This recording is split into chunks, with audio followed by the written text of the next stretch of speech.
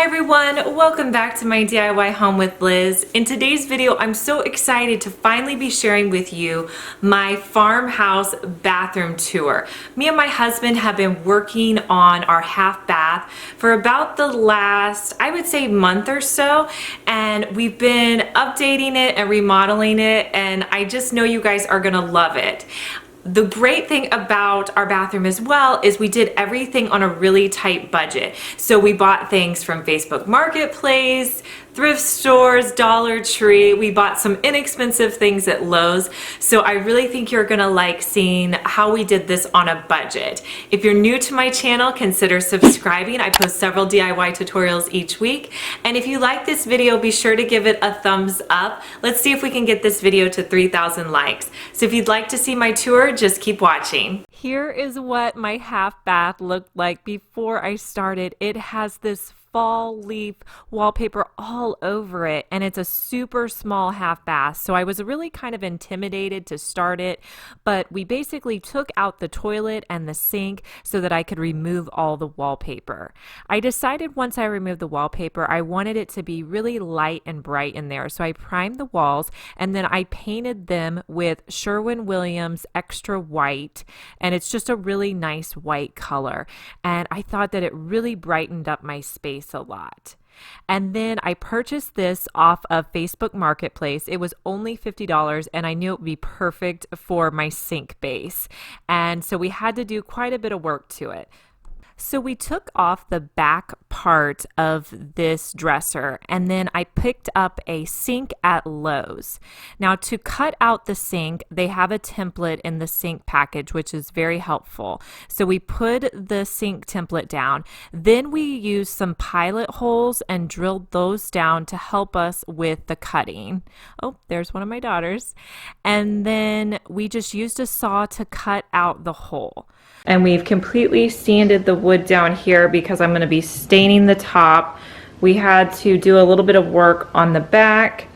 And then these drawers right here, I've already painted them in the gray color.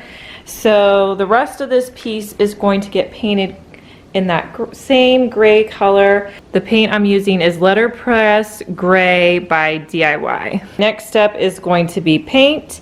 And then these front doors right here, we're going to have to glue those in place.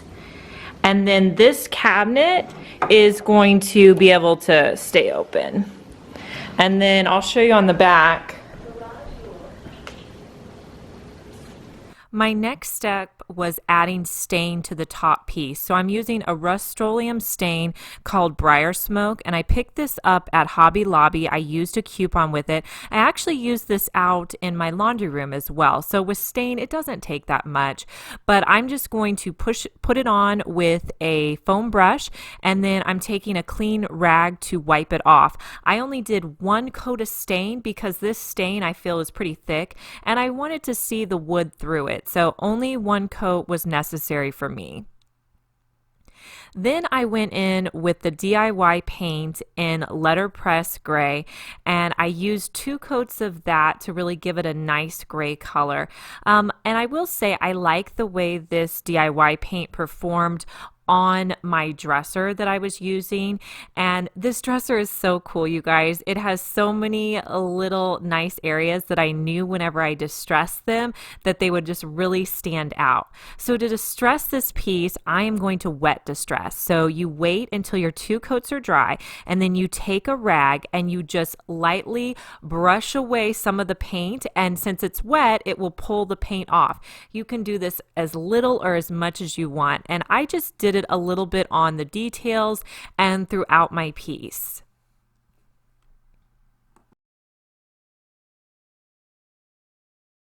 I have my piece painted and stained. This is with 2 coats of my my DIY paint in Letterpress Gray with the distressing. But what I wanted to show you guys was I'm using this. It's called General Finishes Water-Based Top Coat High Performance Flat. So I'm using this to seal my piece. Since there's going to be water around here, I wanted something that was water-based and would do well with waters. I'm going to do 2 coats on the body and then 3 coats up here where I've stained. I also used the same DIY paint on the cabinetry that was in that bathroom. I'm just using the same existing cabinet, just painting it a gray color. And I have to say, I didn't like it as well on the cabinetry. Maybe I wasn't doing it correctly, but I just felt it was really difficult to get an even tone. I didn't want any distressing on the cabinet, so I felt like I had to do several coats to get it the desired look that I wanted. So for me, I don't know if I would use this paint for a project like a cabinet again, but I would definitely use it on furniture that I wanted to distress. So I just covered these in probably 3 to 4 coats of this paint. I also sealed these with the same sealant that I showed you earlier. Next, for my mirror, I had a really hard time finding a mirror, but I ended up getting this one for $15 at Habitat for Humanity Restore Store. And I love the brown color of the frame, but it needed a little bit of help. So I'm going in with my Annie Sloan Dark Wax, and I'm just going to lightly brush this on and then take off any excess. This is not going to stain it, but it's going to take those nicked areas and just kind of fill them in a little bit. So this is a great way to help restore furniture that just needs a little bit of cleaning up and a little bit of help. And this is how my dresser turned out in my bathroom area. I got the faucet from Amazon, and I'll link that below if you guys are interested.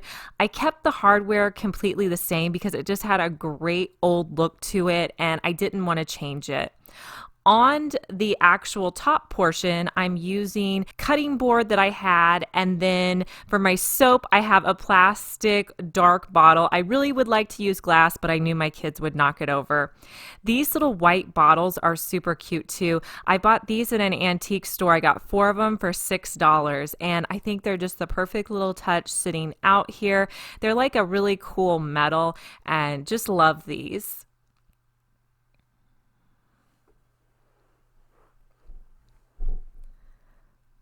On the other side, I just put a plant from IKEA that's sitting in a crock that I'm sure I picked up at some antique store, but I've had it for a while. My light is from Lowe's. I actually picked this up for, I think it was around $90, and I think it just complements the whole bathroom really well, and I like the look of it. It's a dark bronze, it's not black. And then I just think my mirror just looks so nice hanging up here. It's a really large mirror, so I think it really helped to fill the space.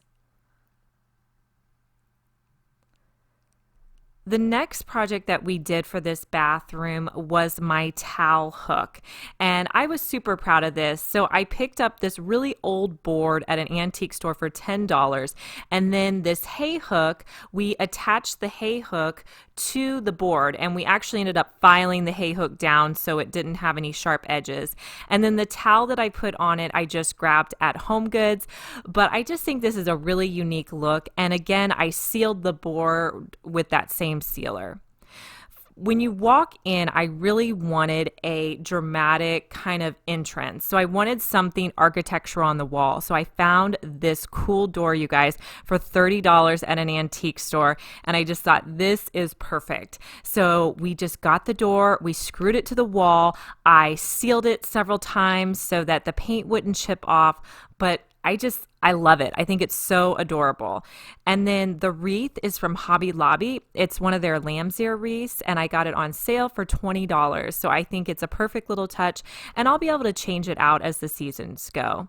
This is how my cabinet turned out. The hardware that I used for this was just some black hardware that I grabbed at IKEA, just for maybe $3 or $4, I think. And then this is the ladder. I don't know if you guys remember this from my haul that I put on top of the cabinet. The wreath on top of it is from Target. It was $12.99, and I just think it's a perfect little touch on here. You guys will have to let me know if you like this look on top of the cabinet. Underneath the cabinet, I made this adorable sign, and I will link right here. I did a whole video on how you can make this sign from thrift store items, and I think it just turned out really cute. Underneath there, I have this neat planter. So to do this, I grabbed this container at a thrift store. I think I grabbed it for $1. I just thought it was interesting. And to fill it up, I got 5 of these sprigs from Dollar Tree. And these are the new ones they have out this spring. They're a little bit tricky to find, but if you can, grab them because they're just adorable and look great in so many different projects. So I cut them off, and I'm going to use a sprig in each of the little 5 containers that I have there. And I think that it filled it up really nice and just such a unique arrangement. And I thought it looked very farmhouse and would fit in nicely. I also didn't want anything on the back of the toilet that would break because knowing my kids, this could fall off. So this is fine. And actually, we've had it up for a couple weeks now, and I haven't had any trouble with it falling off. So it's working out great for us.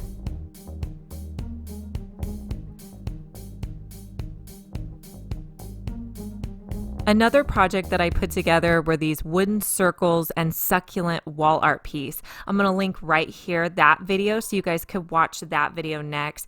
But this was really fun to put together. I just used some wooden circles from the thrift store and some succulents, and it makes a great wall art piece. And it really brings in that kind of greenery that I was hoping for in this space.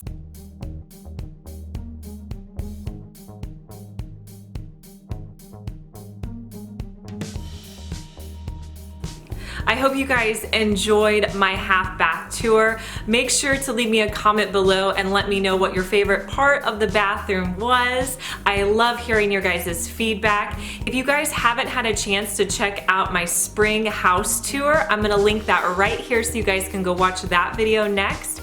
And I'll talk to you in my next one. Bye.